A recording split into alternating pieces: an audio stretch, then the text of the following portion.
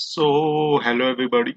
My name is Siddharth, and this video is brought to you by Asha Akansha Foundation.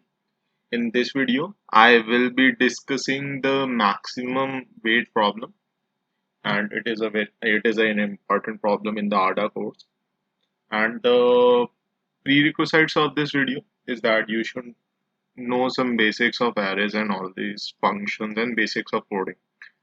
And you should also know about the divide and conquer problems. So let's get started. So first of all, in this video, I will be I will be first discussing what is the maximum weight problem, and then I will be discussing the greedy approach of solving the problem, and I will tell you how the greedy approach does not work out. Then I will be discussing the divide and conquer technique, and then I will be discussing the final DP solution.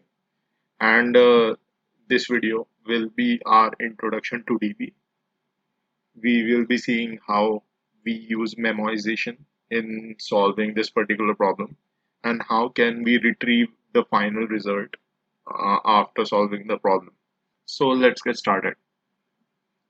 So first of all, in the maximum weight problem, we are given some set n number of balls, and we are given weights of these balls alongside.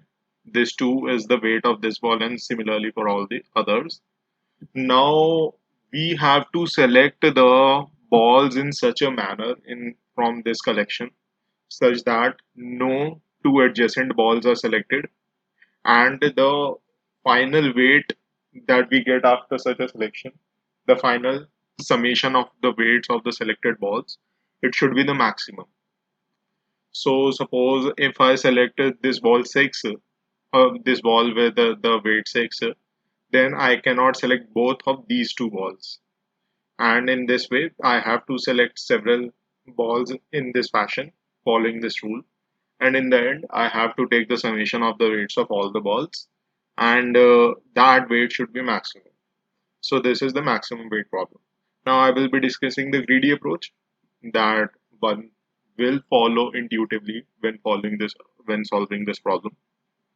So when following the greedy approach, one what one will do, what one can think to do, is to create an array of all the balls of all these weights, and store the neighbors of all the balls. Suppose if I want to get the neighbors of the ball with weight 6, then I can store them in any data structure, in a linked list or anything like that, and we can sort that array with the weights of all the balls in the descending order, and then we can take the ball with the maximum weight. Suppose in this case that will be 6, and then we can remove that ball from the array.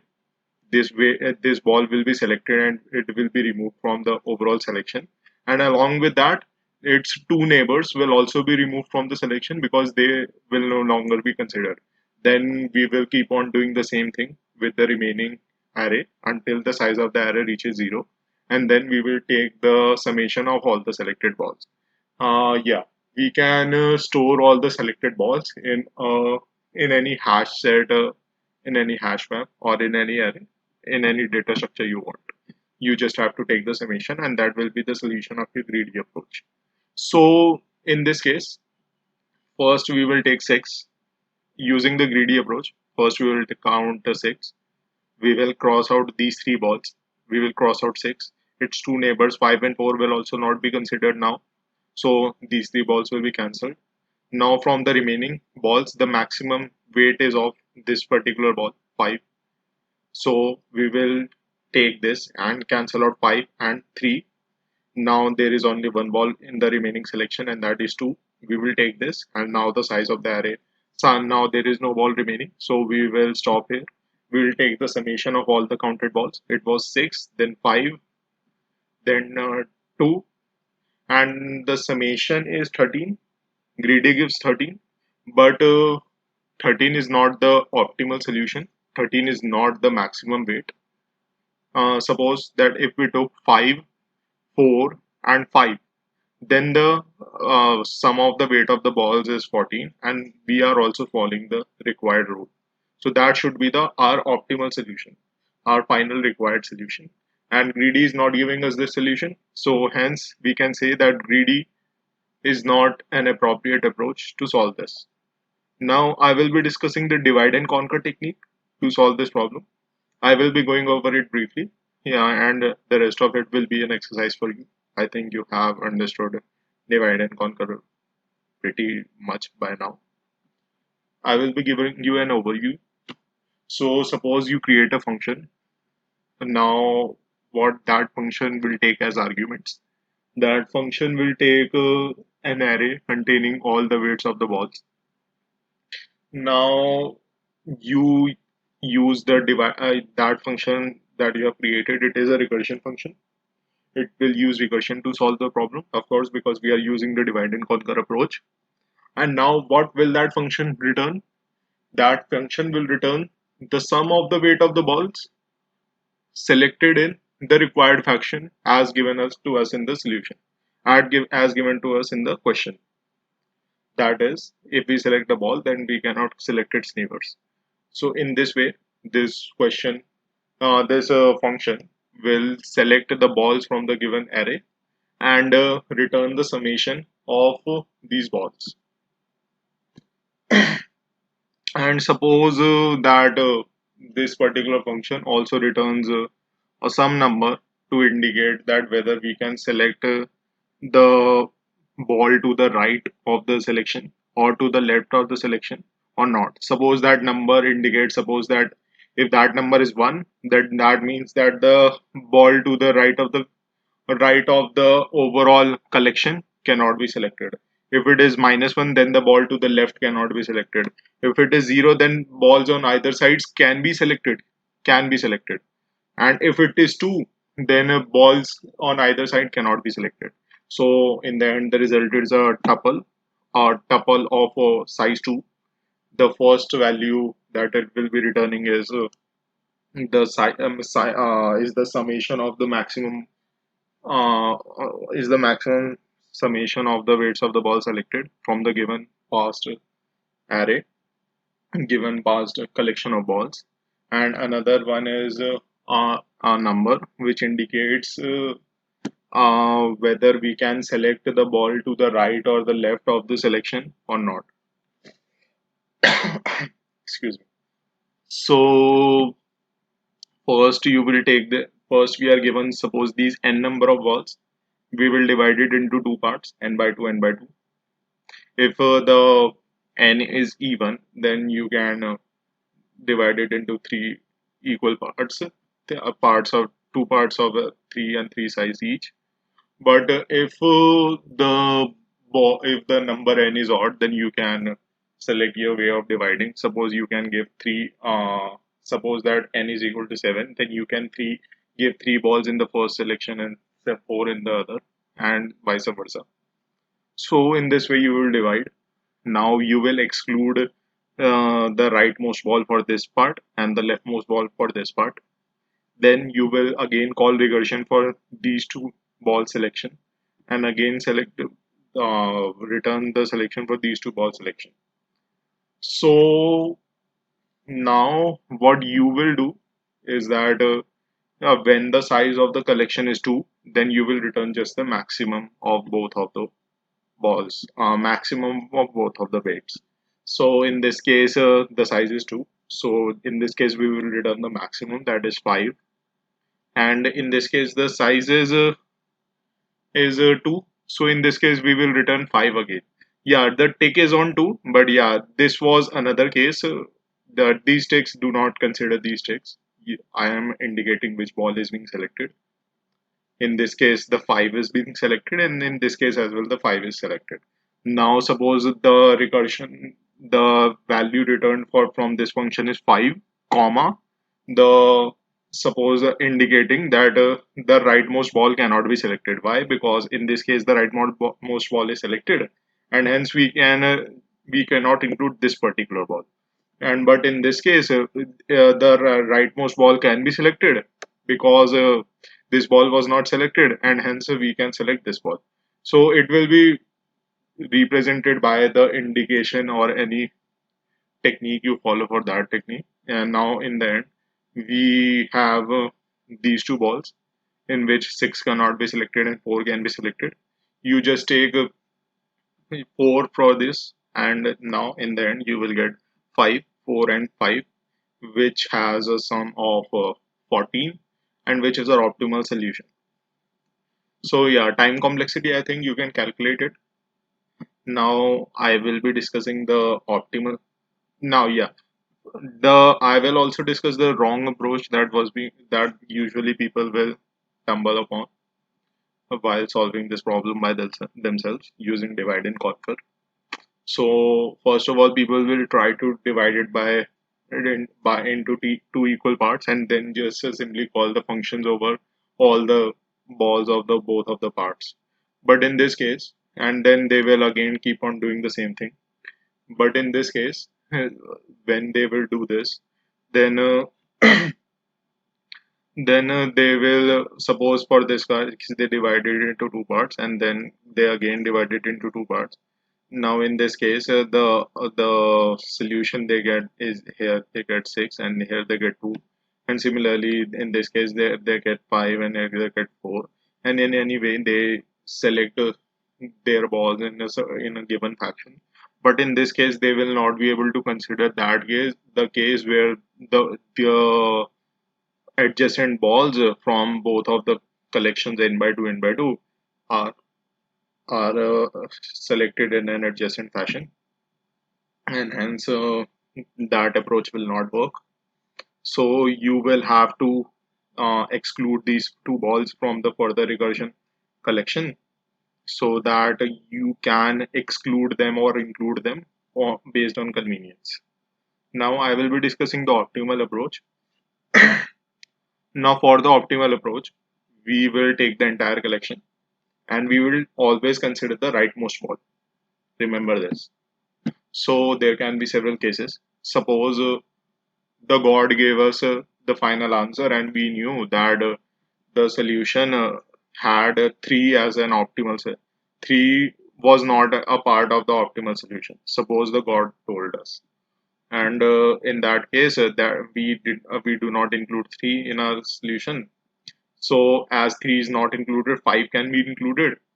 So in that case, the answer can be the answer can be for these n minus 1 balls, and the answer for the n minus 1 balls will be the same as that for the n balls, because this ball is not been included, and hence this will not make any difference, and hence you can just call the function for n minus 1. But suppose this um, the god told us that the last ball, that this 5 ball was included in the solution. In that case, we have to exclude 3 now.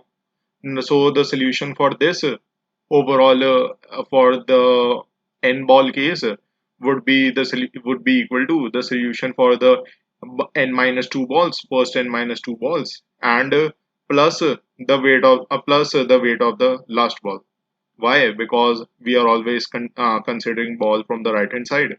So suppose we include the ball from the rightmost ball, so we will have to exclude the second rightmost ball. And if we do that, so now we will have to consider the case for first n minus 2 balls. And as we had selected the last ball, so we will just take the solution from this, that will be the maximum weight of the selection of these balls plus this selected ball, which is the rightmost ball. And this will be the solution in first case, which is when the rightmost ball is selected. If the rightmost ball was not selected, then whether we include it or not include it in our collection, it does not makes any difference, and hence we can just simply say that the solution for all n balls is equal to the solution for all n minus 1 balls, the solution being the summation of our selection. So this would be the technique. So yeah, so let's just quickly mathematize all the things. the optimal solution from the first n balls b1 to bn can look in two different ways. If bn is not in the solution, then the overall solution is just the solution with b1 to bn minus 1. That is the solution for this. b1 to n is equal to the solution for b1 to n minus 1 when bn is not part of the solution. And another case is when bn is the part of the solution, then the overall solution is the solution for first n minus 2 balls plus the weight for the nth ball which was included in the solution. So this is the case. Now the thing is that the God is not telling us anything. We do not know whether the rightmost ball is included or not. So suppose that we generated a function which considers both of these cases and calculates the sum in the first case as well as in the second case. That is the solution in both of the cases, and then we take just the maximum of both of the solutions. Then we can just simply say, then we can just simply get the answer. That will be the answer, right? In this case, we will take the solution in the required fraction in this phase too, and then we will get two solutions. We have to give the maximum weight in either way, so we will just take the maximum of both. So yeah, we will try the possibilities and return the best of two. So suppose we generate a recursive function. So this is the function, this is the collection of n balls that we have to call this function on and return the weight, maximum weight, following that particular rule of not including adjacent balls. Now, if n is equal to 1, that means that there is only one ball. Then what we can do is to either include this ball or not. Simple. If we include that ball, then we will return its weight. Otherwise, we will return 0 because we have not included any ball.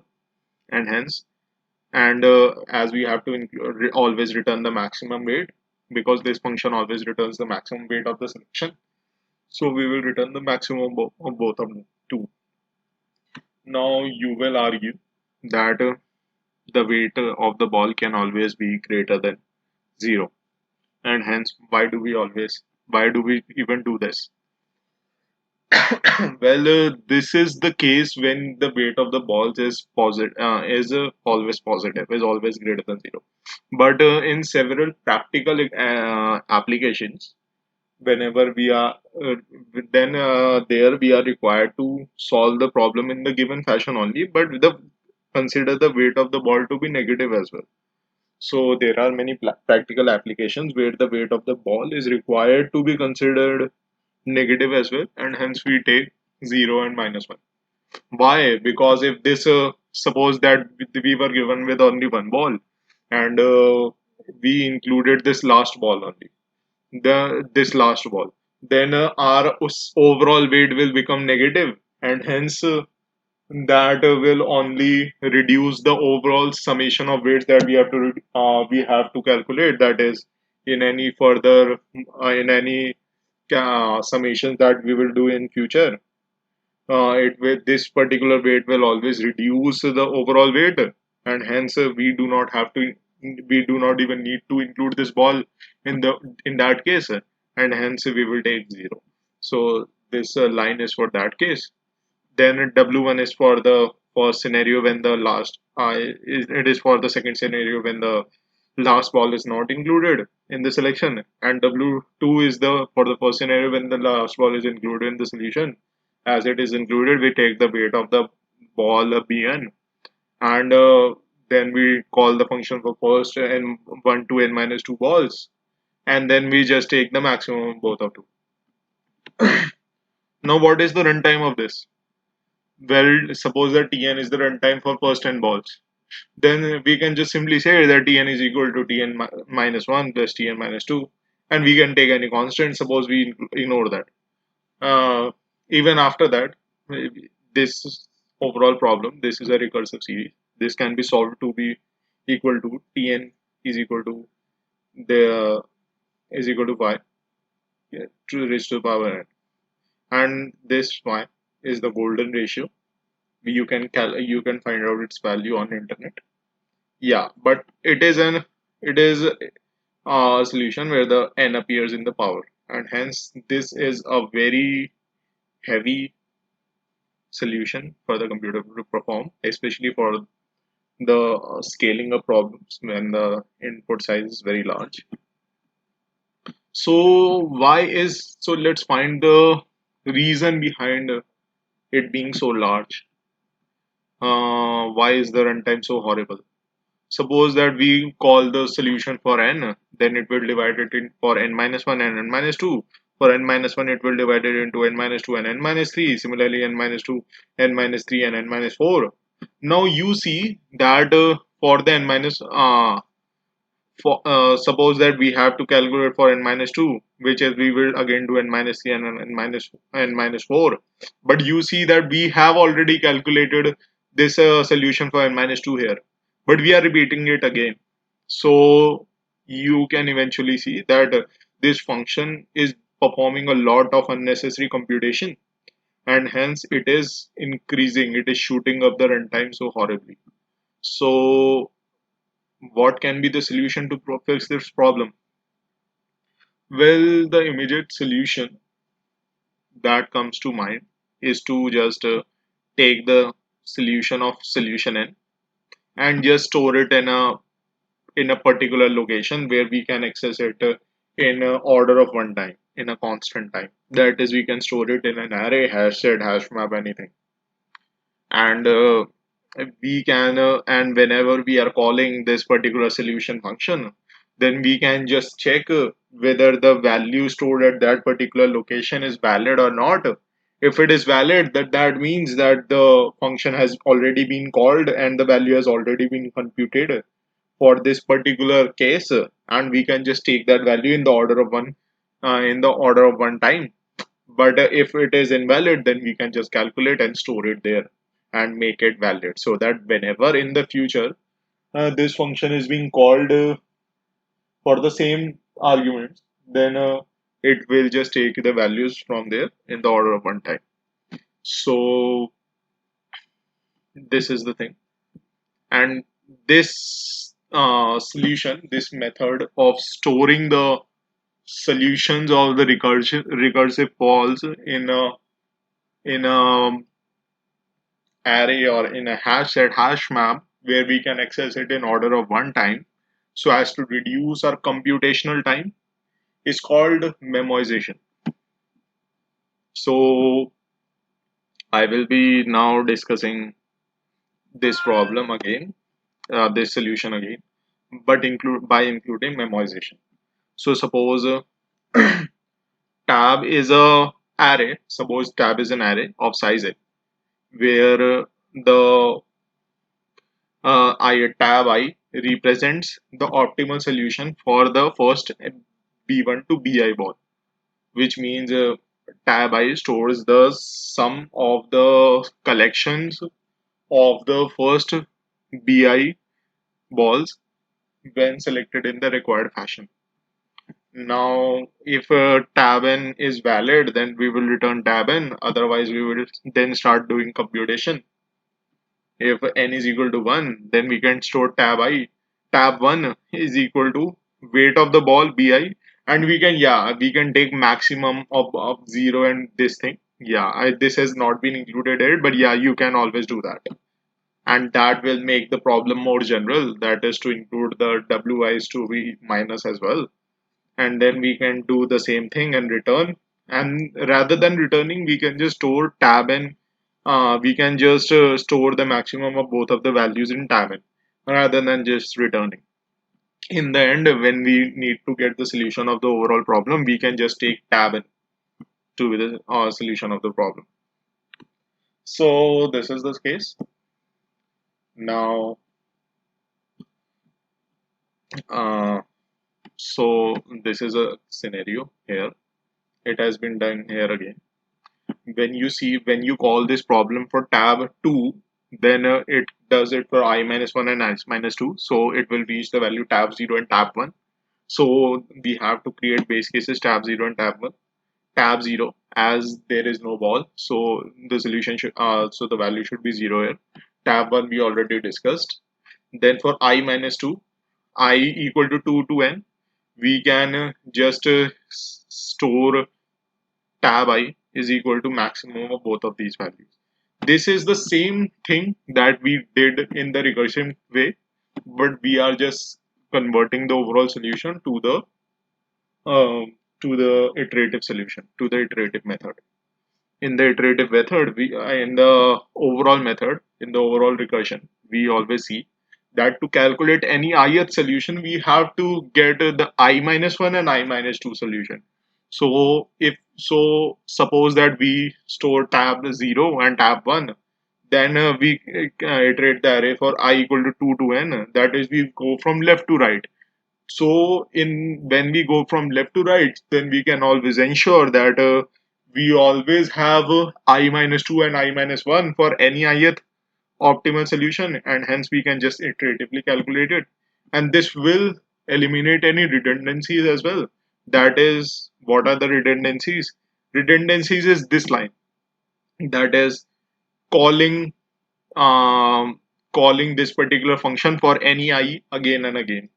That is the redundancy, and that can be eliminated by using the iterative approach. It will make it much more faster. And again, I will say that iterative approaches are always well, depending upon the scenario, they are sometimes, most of the times, better. And whenever I will prefer that whenever you write your solutions, then you should probably always follow these iterative approaches. So now the main thing that is that this function returns the maximum weight. Now suppose we have to return the selection of balls. That is, yeah, we got the maximum weight. It is all right. Now we have to select. Now we have to return which balls were actually selected to get that maximum weight. So yeah, you can just first run this thing and get the maximum weight. Then you will overall get an array of all the tab. You will get this tab array. Now you can just recover your selection from this array.